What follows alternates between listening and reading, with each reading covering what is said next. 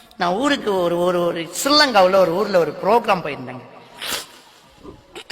பயான் முடிச்சு அப்படியே எல்லார்ட்டையும் பேசிட்டு இருக்கும்போது ஒருத்தர் வந்து சொன்னாரு, சார் உங்களை ரொம்ப நேரமா ஒரு பெண்ணு காத்துக்கிட்டு இருக்கிறா, சந்திக்கணுமா? ஒரு தாய் வந்து காத்துக்கிட்டு இருக்கிறா, அவரை கொஞ்சம் சந்திக்கணும். இப்ப நான் போறேன். என்னம்மா அப்படின்னு. மகன் வீட்டுக்கு கொஞ்சம் வரணும் மகன், என் பிள்ளைய கொஞ்சம் நீங்க பார்க்கணும் அப்படின்னு. வேற யாருமே இல்ல, தனியா வச்சு பூட்டிட்டு தான் வந்திருக்கேன், நான் அவசரமா போகணும், என் வீட்டுக்கு வர முடியுமான்னு கெஞ்சி கேட்டா. அங்க உள்ள நிர்வாகத்திட்ட வீடு கொஞ்சம் எங்கன்னு கேளுங்க. மன்னிச்சுக்கோங்கம்மா, ஒண்ணுமே பண்ண முடியாதும்மா, இது அல்லாஹ் உங்களுக்கு தந்த ஒரு பெரிய ஒரு பாக்கியம், இதை பார்த்துக்கிட்டா உங்களுக்கு கண்டிப்பா அல்லாஹ் சொர்க்கம் தருவான் அப்படின்னு நான் சொன்னேன். அந்த தாய் தன்னுடைய முந்தானை எடுத்து முகத்தை துறைச்சி கண்ணை துறைச்சி அழுது அழுது சொன்ன ஒரு வார்த்தை இன்னும் என் மனசில் ஒலிச்சுக்கிட்டே இருக்கு. அவ சொன்னா, யா அல்லாஹ், எனக்கு முன்னாடி என் குழந்தைய மரணிக்க செஞ்சிடுயா அல்லாஹ், ஏன்னா நான் மரணித்தால் என் பிள்ளைய பார்க்க யாருமே இல்லை.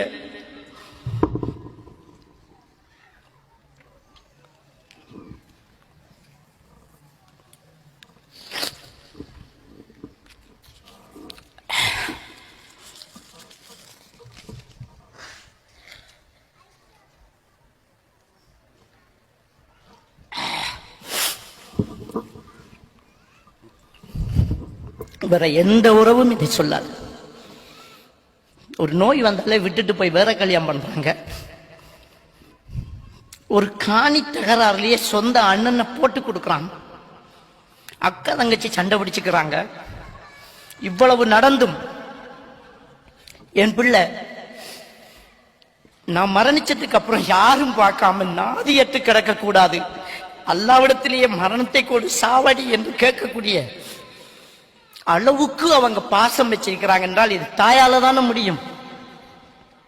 அந்த தாய் நமக்கு சுமையா தெரியணுமா?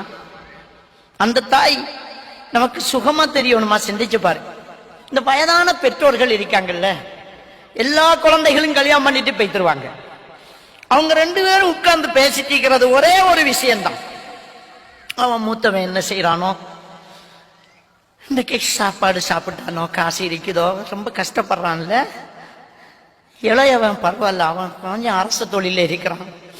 மகள் என்ன ஆனாலோ, என்ன செய்யறானோ, மருமகன் கொஞ்சம் கோவக்காரன், கையை நிட்டிடுவானோ, அடுத்த பிள்ளை என்ன செய்யறாளோ, இந்த பிள்ளைகளை பற்றி மட்டும்தான் இந்த பெரியவங்க ரெண்டு பேரும் உட்கார்ந்து பேசிட்டே இருப்பாங்க திரும்பி திரும்பி.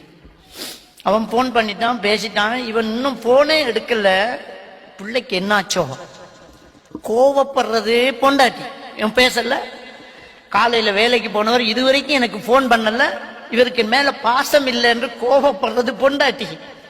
என்னட்ட மகன் இன்னும் பேசல, எதுவும் பிரச்சனையோ, என் பிள்ளைகிட்ட காசு இல்லையோ, ஏதாவது மாட்டிக்கிட்டானோ அப்படி என்று யோசிக்கிறது நம்ம தாய்.